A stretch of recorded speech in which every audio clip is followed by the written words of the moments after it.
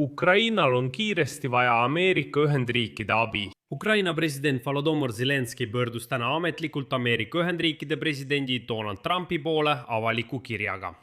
Zelenskõi palus Trumpil ja USA kongressil kiiresti tarnida rakette Patriot õhutõrjesüsteemidele ja teistele õhukaitsesüsteemidele seoses Venemaa rünnakute intensiivistumisega.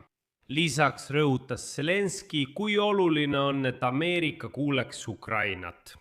Just sellepärast on ta sunnitud pöörduma Trumpi poole avaliku kirja kaudu, ilmselt vihjates, et teised suhtluskanalid lihtsalt enam ei toimi. Ja nagu te aru saate, on see maailmale halb signaal.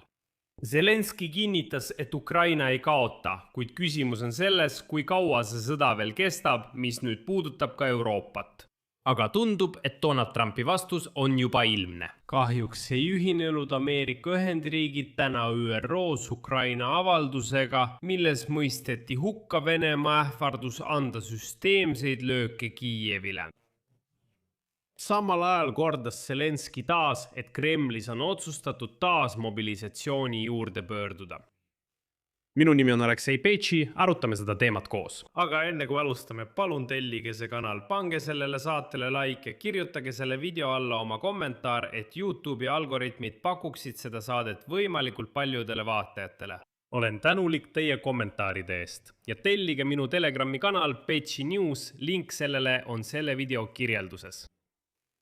Nii et Volodymyr Zelenskõi pöördus avaliku kirjaga Donald Trumpi, kongressi ja Ameerika rahva poole, palvega anda Patrioti õhutõrjesüsteemidele rakette, kuid mitte ainult. Edasi toon välja selle avaliku kirja teesid.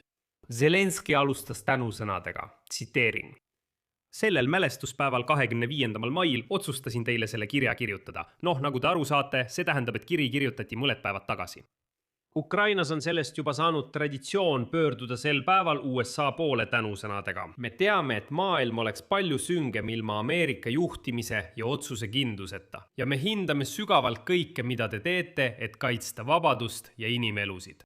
Mälestuspäeva eelõhtul ööl vastu 24. maid andis Venemaa Ukrainale erakordselt jõhkra löögi. Iga päev näeme, kui palju kahju põhjustab terror taevast. Seetõttu hindame me nii kõrgelt iga sammu Ukraina õhutõrje toetamisel. Kuid isegi rünnakute all olles ei jäta me oma sõpru toetuseta. Kui Jordaania, Saudi Araabia, Katar, Araabia Ühendemiraadid ja Kuveit pöördusid meie poole, ütlesin, et Ukraina ei saa kõrvale jääda. Ja edasi märkis Zelenskõi, et saatis Ukraina spetsialiste, et aidata tugevdada julgeolekut ja õhutõrjet Lähis-Ida piirkonnas, sealhulgas kaitsta Ameerika baasi. Ka Iran märkas seda, sest nagu te mäletate, ähvardas ta Ukrainat. Järgneb taas Zelenskõi tsitaat. Oleme saavutanud märkimisväärset edu kaitses kõikvõimalike droonide vastu, kuid Ukrainal ei ole veel oma õhutõrjesüsteemide tootmist käima pandud. Kui jutt käib õhutõrjest, loodame oma sõpradele ja partneritele üle kogu maailma. Ja kui jutt käib ballistiliste rakettide tõrjest, loodame peaaegu täielikult Ameerika Ühendriikidele. Patriot-süsteemid on endiselt kõige tõhusam vahend kõigi Vene ballistiliste rakettide tüüpide vastu ning Ukraina kätes on need näidanud oma olulisust. Nüüd näeme Moskvalt signaale, et Venemaa valmistub oma terrorikampaaniat Ukraina vastu tugevdama. Me mõistame, et täna on Patriot-rakettide järele suur nõudlus ka teistes piirkondades. Me mõistame, et USA vastutab oma enda kaitse ning liitlaste ja partnerite kaitsmise eest. Me mõistame, et Euroopa peab võtma rohkem vastutust. Meie jaoks, rahvana, kes võitleb ellujäämise nimel, ei ole midagi valusamat kui vaadata tühje Patriot-patareisid. Ma palun teilt abi Ukraina taeva kaitsmisel Vene rakettide eest. Ukraina on valmis ostma teatud hulga Patriot-süsteeme ja nendele tõrjerakette.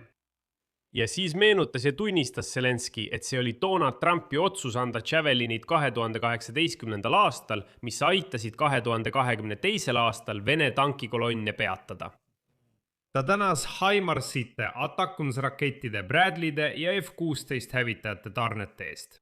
Ja siis märkis Zelenskõi, et Ukraina ei kaota igal juhul. Küsimus on vaid selles, kui kaua sõda kestab ja kuidas Washington sellele reageerib. Järgneb veel üks tsitaat. Vladimir Putin on ajaloolises perspektiivis kaotanud. Sõja 5. aastal ei suutnud Venemaa võita riiki, mida toetab demokraatlik maailm. Täna on Ukraina relvajõud Euroopa suurim armee ja ainus, kellel on lahingukogemus ning kes on valmis Euroopat kaitsma. Meil on jäänud üks äärmiselt keeruline väljakutse, millega Euroopa ei suuda iseseisvalt toime tulla. Venemaa ballistiline oht. Meie Ukrainas ei kaota. Kuni Putinil on alles vähemalt üks oluline ülekaal tavarelvastuses, väldib ta vaid diplomaatiat. Täna on ballistilised raketid tema viimane eelis lahinguväljal. Seetõttu palun Ukraina rahva nimel presidendilt ja kongressilt abi, et aidata meil end kaitsta Venemaa terrori eest. Ja juba see, et selline pöördumine tehakse avaliku kirja, mitte kulisside taguse diplomaatia kaudu, teeb veidi ettevaatlikuks. Sest see näitab, et tavapärased suhtluskanalid Trumpiga lihtsalt enam ei toimi. Ja see on muret tekitav tendents. Ja selle taustal pean ma tooma veel 2 uudist. Ameerika Ühendriigid ei ühinenud ÜROs Ukraina avaldusega, milles mõisteti hukka Venemaa ähvardus anda süsteemseid lööke Kiievile. Ja dokumendis öeldakse järgmist, tsiteerin, me kutsume üles täielikule, viivitamatule ja tingimusteta relvarahule ning rõhutame tungivat vajadust võtta vastu konkreetseid humanitaarmeetmeid.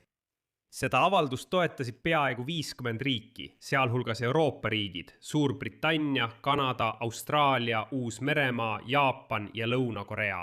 Kuid Ameerika Ühendriigid keeldusid sellist üleskutset toetama. Ja samal ajal, kui ma seda saadet salvestan, ründab Venemaa taas Ukraina ballistiliste rakettide ja Kinžali rakettidega.